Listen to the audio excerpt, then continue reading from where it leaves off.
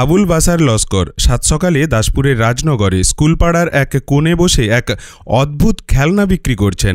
সামনে দড়ি, আর সেই দড়ি টানলেই দু চাকা গড়িয়ে যাচ্ছে সামনের দিকে, আর সাথে তালে তালে একটা কুড়কুড় শব্দ। বাচ্চাদের এই খেলনা আজকের নয়, প্রায় 200 বছর পুরানো ইংরেজ আমলের এই খেলনা। সুন্দরবন লাগোয়া দক্ষিণ 24 পরগনা এলাকাতে বাড়ি আবুল বাসারের। কয়েক পুরুষের এই ব্যবসা। বাবার আমলে এই খেলনা তৈরি বেশ খ্যাতি পেয়েছিল। এই খেলনার নাম কুটির শিল্প। 25 টাকা করে দাম রেখেছেন তিনি। চাকা দুটি মাটির, 2 চাকার মাঝে একটি বড় মাটির চাকতি।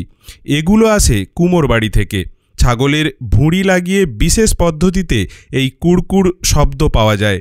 বাঁশের টুকরো আর টুনদড়ি রয়েছে বাকি অংশে। জন্মের পর বাবার হাত ধরেই এই খেলনা বানানোর কাজে লেগেছিলেন তিনি। বাড়িতে স্ত্রী ও ছেলেমেয়েরা মিলে এই খেলনা এখন তারা বানান, আর সেগুলো নিয়ে তিনি বেরিয়ে পড়েন বাংলার প্রত্যন্ত গ্রাম থেকে আধুনিক শহরের ফুটপাতে। তবে আবুল বাসারের বর্তমান প্রজন্ম অর্থাৎ তার ছেলেমেয়েরা এখন লেখাপড়া করছে। আবুল বাসারি হয়তো শেষ পুরুষ যার হাত ধরে বাংলার এই প্রাচীন খেলনা কুটির শিল্প বাংলার পথে ঘাটে ঘুরে বেড়াচ্ছে।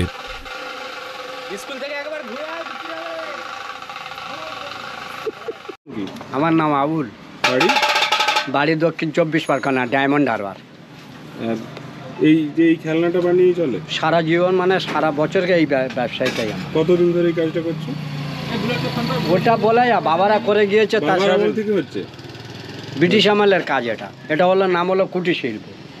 মানে যখন বাবারাও এই কাজটাই করতো, তাই তো?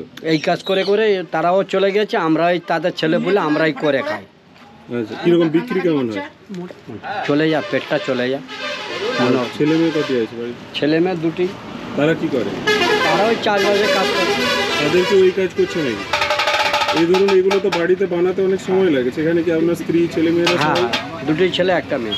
এই একটাই ছেলে 2টোই মেয়ে। তারা এইসব লেখাপড়া শেখায়, এইসব ব্যবসা করে শেখাচ্ছে। এটা তো অনেকগুলো পর্যায়ে আছে। মাটির একটা চাকতি বানাতে হয়, তারপরে এগুলো।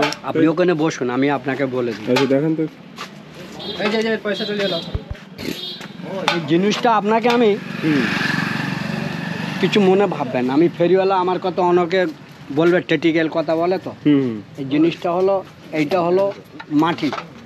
এই মাটিটা আমি তৈরি করিনি।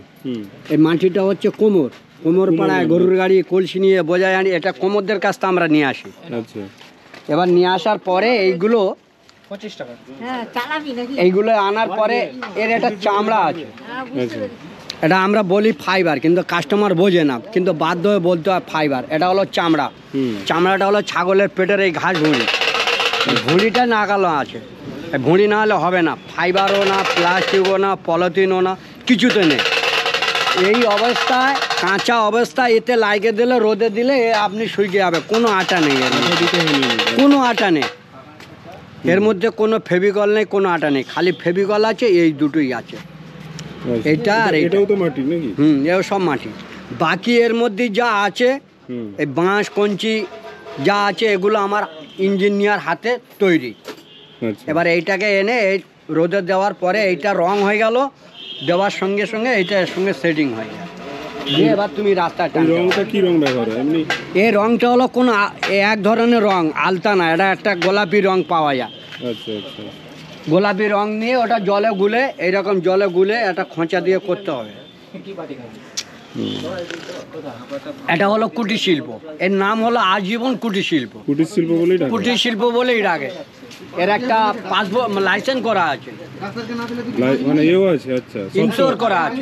তার মানে ইনশোর বাবার আমলে করেছিল, আমরা আর করতে পারিনি ব্রিটিশ আমলে। মানে সত্য একটা, যেটা আপনারাই শুধু বানাতে পারবেন, তাই তো? এইটাই মানে আমাদের এলাকা, মানে ধরো 600 ঘরের মধ্যে 200 ঘরে এই মাল তৈরি করে, বাকি আর কেউ করে না। এবার লেখাপড়া সব চাকরি। সবাই কি ফেরি করে বিক্রি করেন না কোনো দোকানেও? না, দোকানেও পাইকারি হলেও দিই, ফেরিটা বেশিটা হয়। অধিকাংশ এই পাড়া ঘুরে ঘুরে বিক্রিটা, এতেই জীবিত চাল।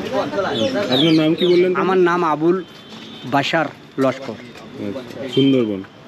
সুন্দরবন বলা হয়, কিন্তু সুন্দরবন বাড়ি না, মানে আমার বাড়ি হলো দক্ষিণ 24 পরগনা ডায়মন্ড হারবার। 24 পরগনাটা আগে ছিল একটা, নাম দিয়েছে দিদিমণি দুটো। আচ্ছা, আমাদের আগে ছিল যাদবপুর কেন্দ্র, ক্যালকাটা যাদবপুর কেন্দ্র বলে না, ওইটাকে কেটে এখন সুন্দরবন এলাকা করে দিয়েছে। ঠিক আছে। দুটো গাড়ি দিচ্ছে, আপনি একটু টেস্ট করে দেন।